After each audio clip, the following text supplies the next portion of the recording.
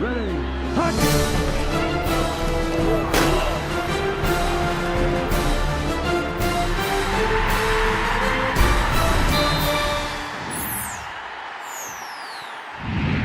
Listen, just to speak about our recruiting class, I really just want to say how pleased I was in the work of our staff to work throughout this process, and really, the work they did early, the commitments we had early, and then, after the bowl game, we had more than we thought, and just a great work ethic through the rest of recruiting, and really the reception we got after Christmas, and really in the last 2 weeks.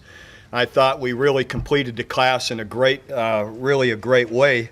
And I felt more than anything we answered all of our needs.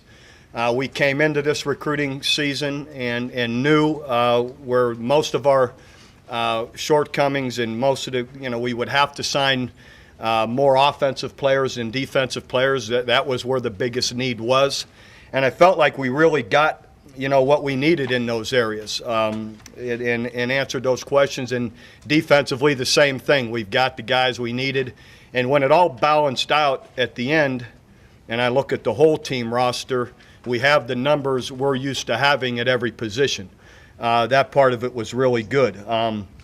Just the way it broke down, with the 25 signees and you have 11 different states represented. It really shows the broad range, maybe the overall, popularity throughout the country, or just the recognition around the country, the success over maybe we've had through the years, that it reaches really everywhere, from 3 players in California to a player in Maryland to 3 players in Florida, let alone our home base here in Oklahoma and Texas, where together we had 10 guys. So anyway, and a guy from Cleveland, one guy from Chicago. So all of that is really, it makes you jump around, but it's really positive in that I love to recruit the whole country, and you just have so many more opportunities, I feel, moving forward.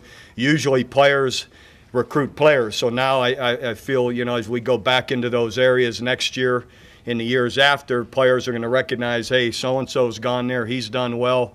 It could be a great opportunity for me. So hopefully that'll continue. I guess we also had 6 junior college players, more than we've had in the past. But I felt we had more immediate needs this year than maybe at some other times. And I feel these guys all, really, fit what we need. And our special players. We had 6 guys that are already here enrolled. Trey Matoyer, Jordan Wade, Chaz Nelson, Chaz Everett, McNamara, and Green, Brandon Green. These guys are all, and Taylor McNamara, 2 tight ends, a corner, a wide receiver, a DB, and a D lineman, guys that really will make a big impact in the spring. So that's a positive, getting them in here early. And then, so anyhow, how it all broke down, there's 17 on offense, 8 on defense. And, again, I think it's a great class. I couldn't be more pleased with it, and expect these guys to really make a big impact, all of them, on next year's team. So I guess rather than going through every single guy, I'll let you guys ask about maybe by position. And or should I just break it down by position? You guys, how do you want to go about it? Well, Bob, let me ask you just first off, you talked about after December. I can't remember a class you've had where there was so much ebb and flow to your team throughout the year, and then the needs came and looked like you're only going to sign 14 or 15 guys early on. And then boom, there's 25. Can you talk about just the effort of your staff? They did a great job. At the end? Yeah, they really did. And I said that earlier. I really thought, but they did a great job of always knowing here are players that we've always liked. Now we know we have a room or opportunity to go recruit. We had kept in touch and knew about them. So there was some relationship there. And then we followed up on it. And again, fortunately for us, I think for the overall success we've had over the last 12, 13 years, usually when we're in the game, kids are going to give us an opportunity. And then once we got here, our players did a great job. recruiting them when they're on campus. The facilities that Joe Castiglione and President Bourne have provided for us really work well for us when players get to see our campus. And then our coaches did a great job following up with them. So it really, to complete the class like we did in the last week and a half was really, really special. And the way it turned out, I mean, usually everybody has a disappointment along the way, but it seemed like everything went your way in this class. It really did. Everybody that was really you had a chance to get. It really did down to the end. When we had 4 or 5 left, coming into the last weekend, and we go 4 for 4 on the last weekend and get another guy that you guys didn't know told us he was coming, Gary Simon, but he had told us and that he was coming as well. And and he's a special athlete, so that worked out. Couldn't have worked out better. The guys at the end there, Zach Sanchez came with us, Will Latu, Williams and Gardner. Exactly. So those guys, Damian Williams there at the end too, and all those guys really just really. Made it special. Courtney Gardner as well. There in the last day or the day before, telling us he was coming. Bob, you had a knee. Obviously, at wide receiver, you graduated to the best in the history of OU, and you had 2 others that are no longer in the program. But you've signed 4, or come back into the program, and maybe the best class in the country. Well, I believe so. I love, all these guys are special athletes. When you look at Deron Neal, Sterling Shepard, Derek Woods, the high school guys are fabulous athletes. Speed, quickness, size, catching the football, running with the football, returns. And Courtney Gardner as well, a little bit older, bigger. Here's a guy, 6'3", 215, has all kind of upside because, once he gets to training with us, and to me, these guys are all really special. I think they got a chance to really, they're going to make a huge impact. Could you expand a little bit on Courtney and how his recruitment kind of played out? Trey Matoyer also is already on campus. I'm sorry, but Trey is, everyone talked about, may have been in last year's class the best receiver in the country, and in my opinion, he was. And so now he's here training and excited about him as well. Courtney, and how hard Jay worked to keep going back there. And yeah.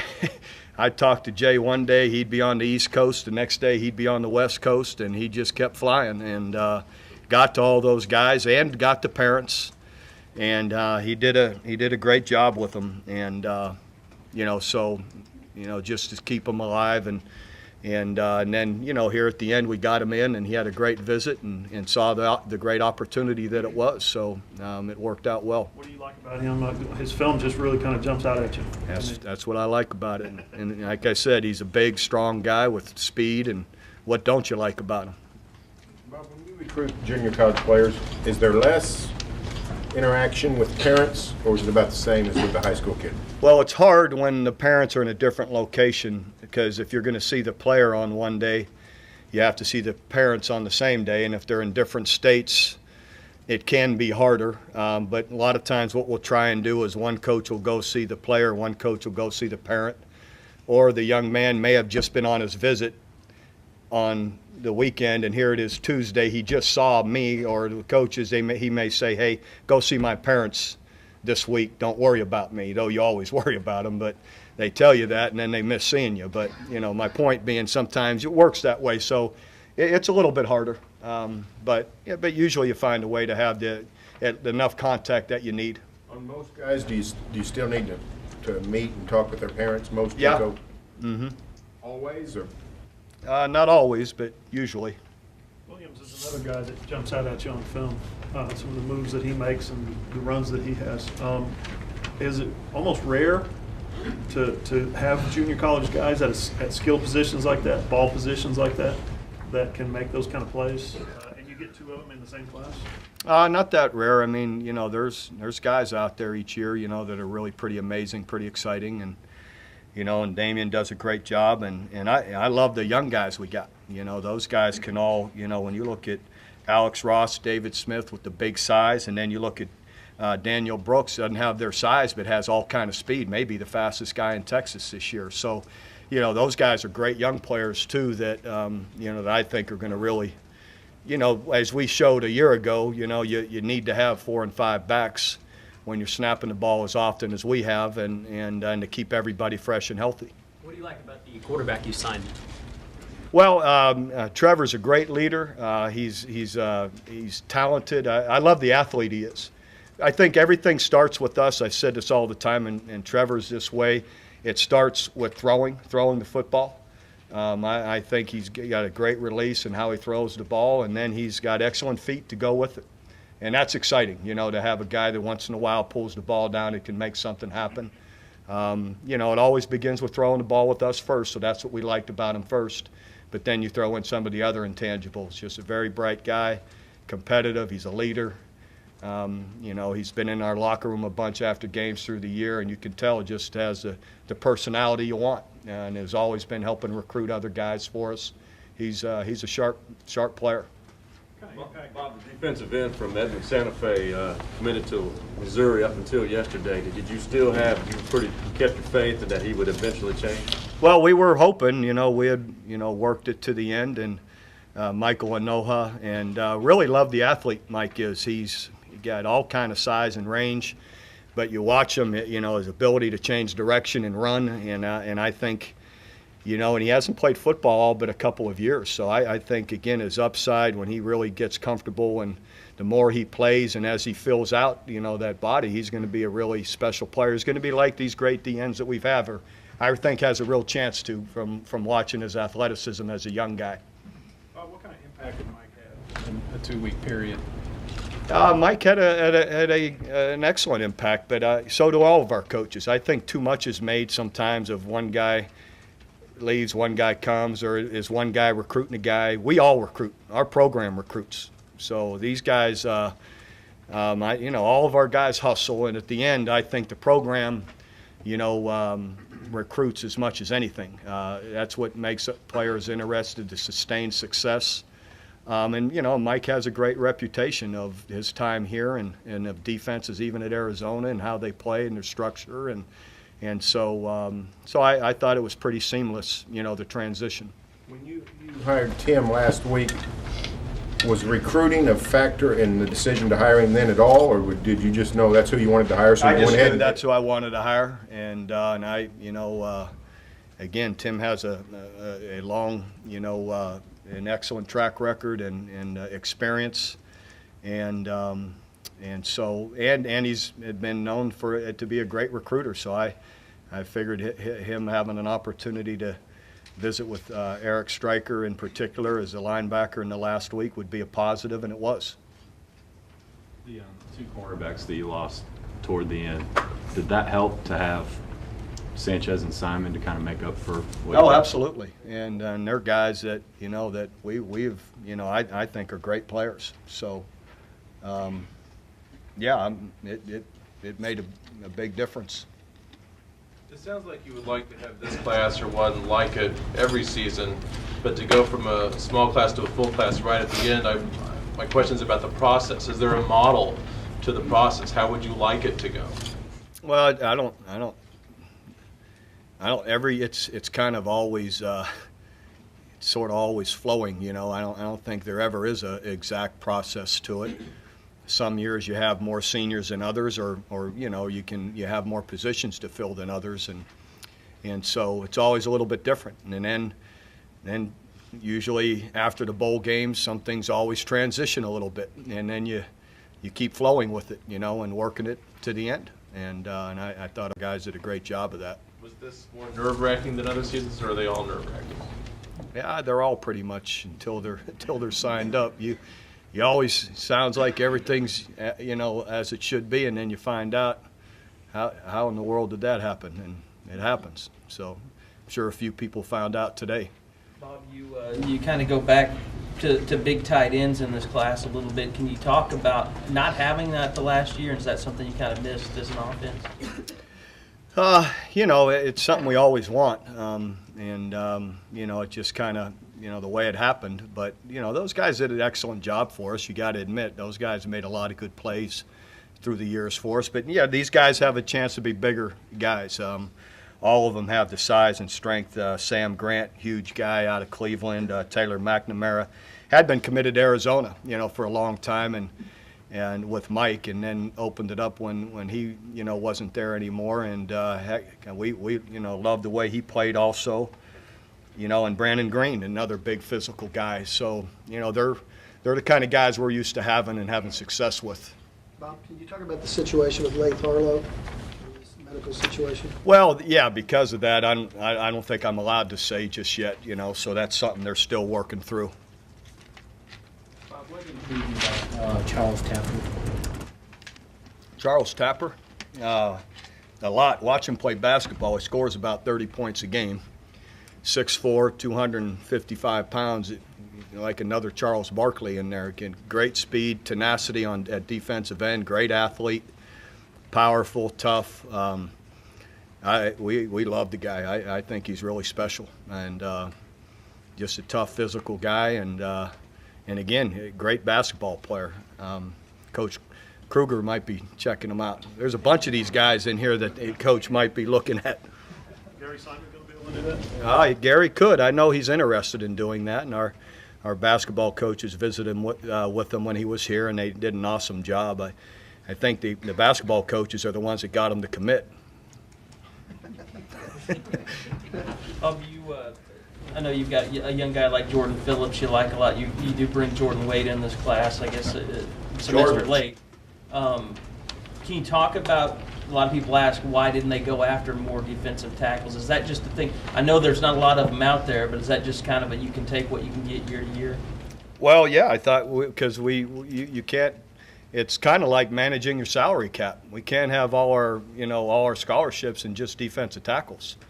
They don't play any special teams, and we have 8 or 9 of them, right? So that's 4 deep if we have 8. No other position is 4 deep. So Jordan Wade is the one we had coming in. He's all a 6'4", 315, just looks awesome, and we'll need to have a big winter here to get in shape. But he's he's an excellent athlete, and so he's added to that group. But again, you only get so many spots. Is the lack of pursuit or lack of result at defensive tackle this year, is that also part of? I thought they did an excellent job through the year.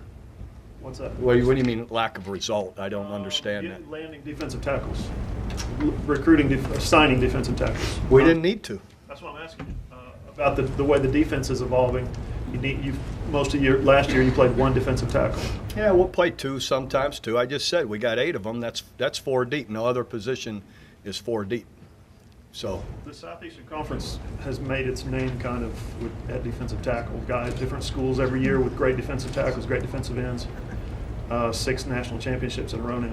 How much did that? I think it's a little bit more than the defensive tackles. Okay. Well, let's get that straight. Everybody agrees that's where it starts, though. It's a little bit more than that. But that's where it starts. Okay. I'm not going to argue with you, but you guys make your point. You guys got 0 this year, 1 basically who counts back to last year. 2 last year. Jordan Phillips, 2.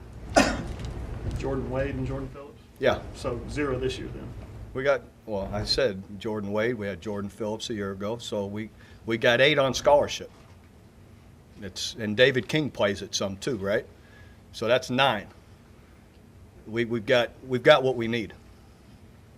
Does geography affect the way you evaluate? I guess you've got 2 players that grade out to you guys relatively identically. One's an Oklahoman, one's elsewhere. Is the Oklahoman higher on your list in that case, or even the Texan higher on your list in that case? I don't think it's kind of like your children. Which one do you like more? That's not fair to say. I like a guy from Oklahoma better than a guy from that's I don't know how to do that. They're all my guys. So that'd be like saying I like Drake better than I like Isaac, or I like Isaac better than I like Drake. That doesn't work like that for me. So the in-state kid doesn't necessarily have intangibles, being an in-state kid. Listen, once they're with you, they're all the same. Now, we thoroughly want to always evaluate it. I think it's fair to say it's easier to evaluate, locally and to get more evaluation. And sometimes that's positive, sometimes that's a negative. But again, we're always I think, to recruit regionally is always something you want to do. When you recruit national, are there a number of cases where kids have reached out to you to see if you'd be interested? Absolutely.